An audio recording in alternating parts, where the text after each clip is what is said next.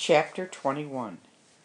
The diner was called Neil's. The word was written in big, red neon letters that flashed on and off.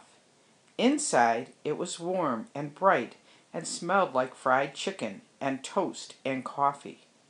Bryce sat at the counter and put Edward on a stool next to him.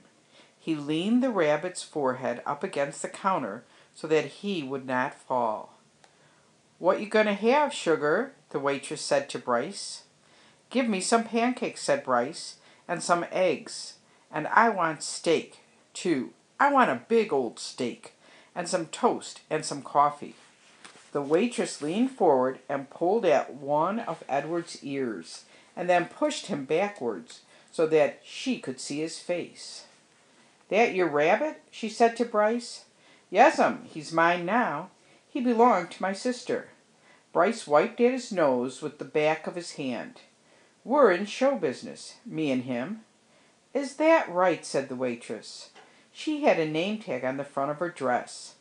"Marlene," it said. She looked at Edward's face, and then she let go of his ear, and he fell forward so that his head rested against the counter again. "Go ahead, Marlene," thought Edward. "Push me around. Do with me as you will. What does it matter? I am broken. Broken." The food came, and Bryce ate all of it, without even looking up from his plate. "Well, you was hungry for sure," said Marlene, as she cleared away the plates. "I reckon show business is hard work." "Yes'm," said Bryce.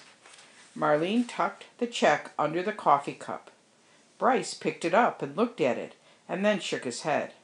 "I ain't got enough," he said to Edward. "Ma'am," he said to Marlene when she came back and filled up his coffee cup, "I ain't got enough." "What, sugar?" "I ain't got enough money." She stopped pouring the coffee and looked at him. "You're gonna have to talk to Neil about that." Neil, it turned out, was both the owner and the cook. He was a large, red-haired, red-faced man who came out of the kitchen holding a spatula in one hand. "You came in here hungry, right?" he said to Bryce. "Yes, sir," said Bryce. He wiped his nose with the back of his hand. "And you ordered some food, and I cooked it, and Marlene brought it to you, right?" "I reckon," said Bryce. "You reckon," said Neil. He brought the spatula down on the countertop with a thwack. Bryce jumped. "Yes, sir. No, sir. I cooked it for you," said Neil.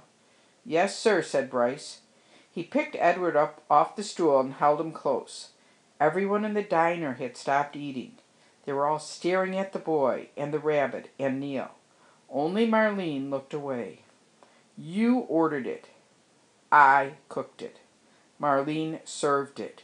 You ate it. Now," said Neil, "I want my money." He tapped the spatula lightly on the counter. Bryce cleared his throat. "You ever seen a rabbit dance?" he said. "How's that?" said Neil. "You ever before in your life seen a rabbit dance?" Bryce set Edward on the floor and started pulling the strings attached to his feet, making him do a slow shuffle.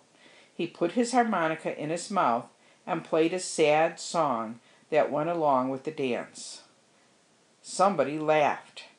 Bryce took the harmonica out of his mouth and said, "He could dance some more for you, more if you want him to. He could dance to pay for what I ate." Neil stared at Bryce, and then without warning he reached down and grabbed hold of Edward. "This is what I think of dancing rabbits," said Neil, and he swung Edward by the feet, swung him so that his head hit the edge of the counter hard. There was a loud crack.